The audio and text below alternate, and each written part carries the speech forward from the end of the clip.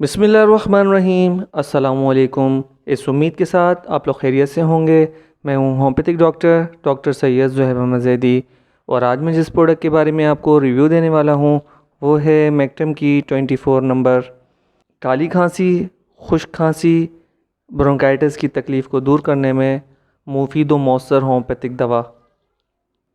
Video को शुरू करने से पहले अगर आपने मेरा चैनल सब्सक्राइब नहीं किया तो सब्सक्राइब कर लें, बेल आइकन को ज़रूर प्रेस करें ताकि मेरी हर नई आने वाली वीडियोस का नोटिफिकेशन आपको बआसानी मिल सके। और अगर वीडियो अच्छी लगे तो लाइक ज़रूर कीजिएगा। अब चलते हैं प्रोडक्ट के रिव्यू की तरफ। सांस की आमदोरफ्त हयात की डोर बांधे रखती है।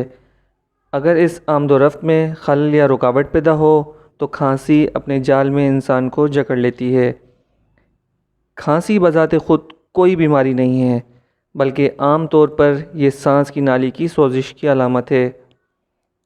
T24 हर किस्म की खांसी, नज़ला ज़ुकाम, फेफड़ों की तकलीफ़ और सांस की नाली की सोजिश को दूर करके आपको ज़िंदगी की मुसर्रतों से हम आहंग करती है।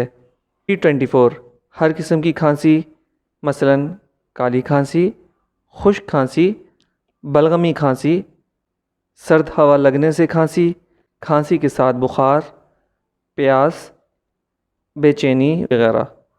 बोलने से खांसी, खुश्क खांसी के साथ साथ हाथ पाँव में जलन, हिस्ट्रिया, बच्चों में दांत निकलने के ज़माने में फेफड़ों की नालियों की सोजिश, मरीज़ जिन पर रंजो गम के असरात हों, खांसी के साथ साथ सफ़ेद दूध या पेशाब, तंबाकू नोशी, चिड़चिड़े मिजाज वाले मरीज़, छाती में बलगम बहुत पैदा हो, नमूनिया और ब्रोंकाइटिस के बाद रह जाने वाली खांसी, रात को बिस्तर से हाथ निकालने की सूरत में खांसी, सब्ज़ रंग के बलगम का इखराज हो।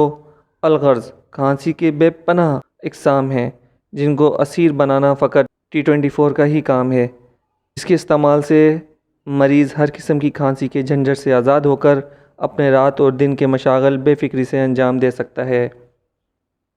तरकीब इस्तेमाल: 10 से 15 कतरे दिन में 3 से 4 मरतबा आधी कप पानी में इस्तेमाल करें या डॉक्टर के हिदायत के मुताबिक इस्तेमाल करें।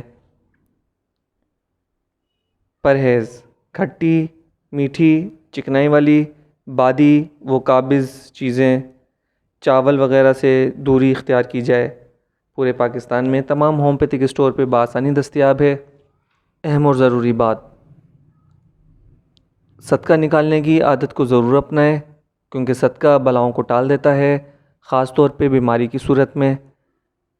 नमाज की पाबंदी का ख़ास ख्याल रखें और मुझे अपनी दुआओं में याद रखें। अस्सलामु अलैकुम वरहमतुल्लाहि वबरकातुहू।